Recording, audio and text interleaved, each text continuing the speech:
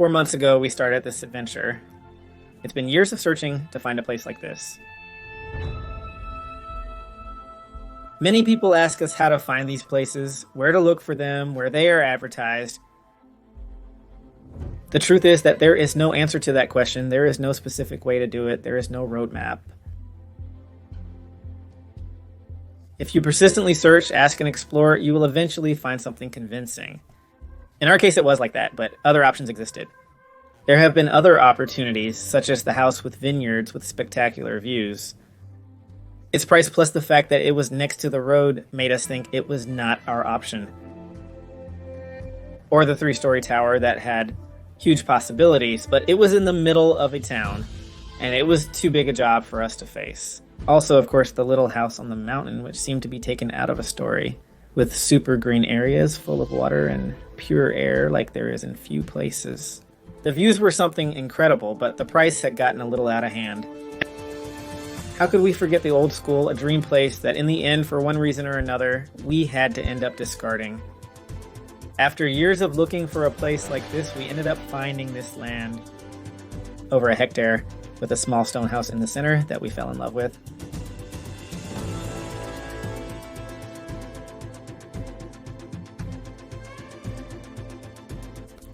Secluded from the world, with absolute tranquility and a quite ambitious challenge that filled us with excitement. Rebuild it in a sustainable and ecological way with our own hands. But we didn't find it like that already. It's been months of hard work. We had to make our way through all the undergrowth that surrounded it. Despite lacking the proper tools and experience, we reached the house's south wall. It was a difficult struggle, but we ultimately succeeded. Everything full of wires, spikes, nails. We gradually tidied up until it was spotless. The changes were quite noticeable at first. We had it like this. Every day we found new surprises, and what we were finding made up for everything. We started to meet local dogs who take care of some shepherds' sheep, but now they also take care of us. It's incredible how protective these types of dogs can be. We have found springs. We have also curiously found constructions of mills that are several hundred years old. And the crown jewel, bathing pools with amazing waterfalls. Every day that we go out to explore, we find new places that are worth mentioning.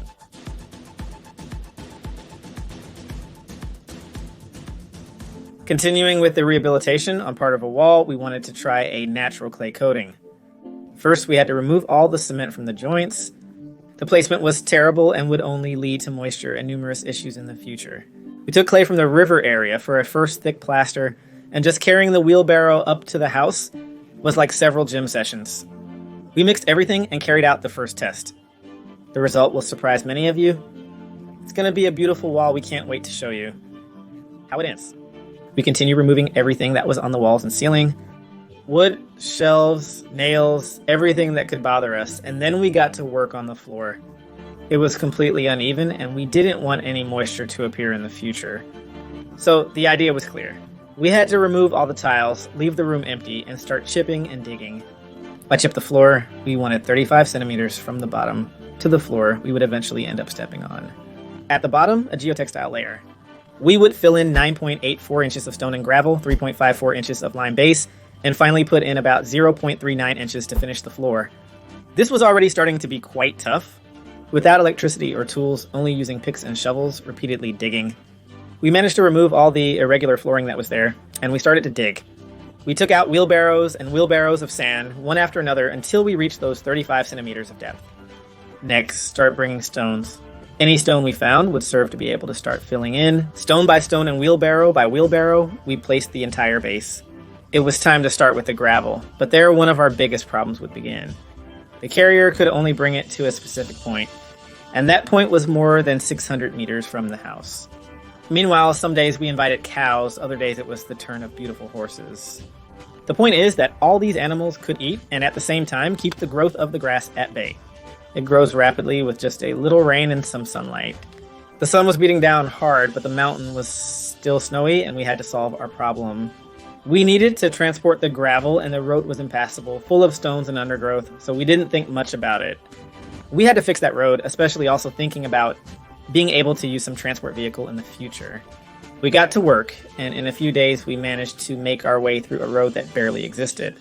No one had passed through it for many years. It was time to load the gravel.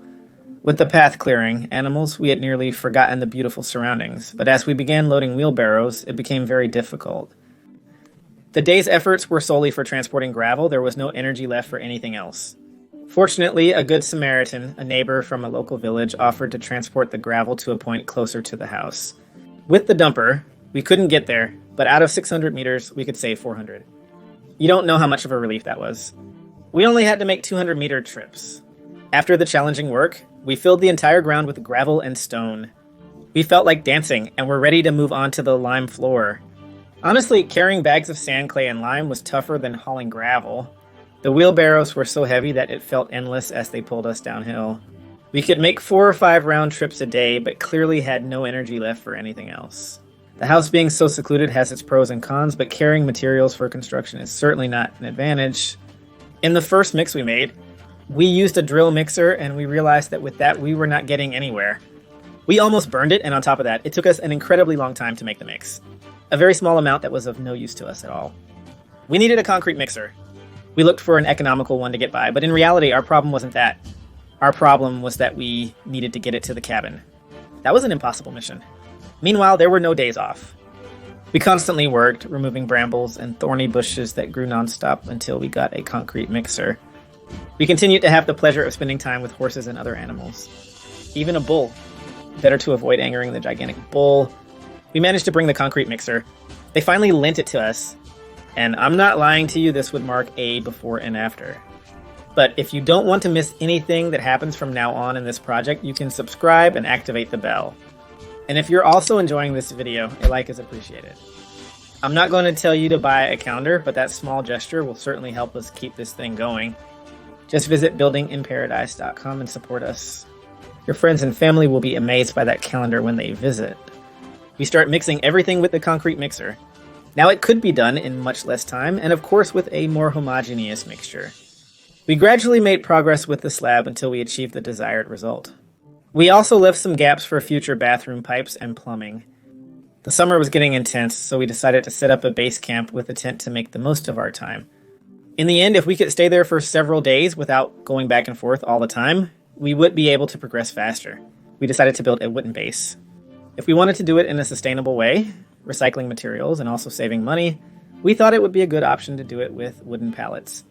We didn't anticipate the number of pallets we had to carry to make it happen. More than 45 pallets at a maximum of 2 pallets per trip. You can imagine the effort just to carry the wood. We're not even talking about disassembling them or building the base. The effort just to get them home was huge. Disassembling the pallets is no joke. It's also quite laborious and takes time. They are assembled with nails, sometimes they are rusty, and it's a huge effort to remove them. After dozens of trips, we had the material to build the base. We would mount it on concrete blocks and large stones to isolate it from the ground. We used whole pallets and then filled the gaps with boards that we were disassembling. Both the jigsaw and the sander, or even the concrete mixer, needed electricity. We finished the wooden base, sanded it, and used linseed oil to protect it a bit more from the sun and rain. In the end, we took a few more days than we initially thought. But it was for a good reason. We would save more time in the long run, or that was the idea. We set up the tent and found out it was bigger than we thought, although over time the pegs got a bit loose. So we decided to use wooden poles to hold it up better. We cut the logs, sharpened the stakes with the axe, we made a hole in the ground, and put them in. A small notch for the rope to fit, and that's it. We also did the first draw for the cider bottle-shaped chopping board. Among all the YouTube comments, Denora was the winner this time. And the next draw will be among Instagram comments, so if you want to participate, it's totally free. Just follow us on Instagram and stay very tuned. We also welcomed Moxa, a beautiful Mastiff puppy that we adopted, who is only 4 months old and grows incredibly each day. Next, it was time to sand the ceiling of the house. Gradually, with great patience, it was shaping up quite nicely. While doing it, we pondered an important issue. We couldn't invest so much effort in transporting materials. And not just effort, it was becoming a torment. Both energy and time were going down the drain for us, so we had to find a solution. We started the search for a 4x4 that could go down that road. It's true, we had to make a financial effort. We had to further repair the road so more vehicles could access the area. But we had to try. What you're seeing now has saved the project. You might see a simple car, a 4x4, a Suzuki, any vehicle. But for us, it was a breath of fresh air when we felt we were drowning the most. 600 meters of road may not be a great distance, but carrying kilos and kilos of materials and physically exhausting ourselves every day, it was something that was weighing us down a lot. Being able to rely on this vehicle again fills us with renewed hope and strength to carry on. Making the house as bright as possible is one of our priorities. So we started to open the first window, but we couldn't do this alone. Thanks to the new transport, we were able to bring in an experienced helper to open this first hole. The process was laborious. The walls of these stone houses are tremendously wide. And as you can see, huge stones came out. We decided to use some chestnut loaders that would work as beams to hold all the weight from side to side. The truth is, they weighed a ton. We shored it up and we had it. Next, we filled all the free spaces with stones, trying to make everything as compact as possible. All that was left was to level both sides, and we chose to leave some protruding stones visible. And this, no more and no less, has been our adventure so far. If you want to know what will happen from now on, subscribe and stay to enjoy.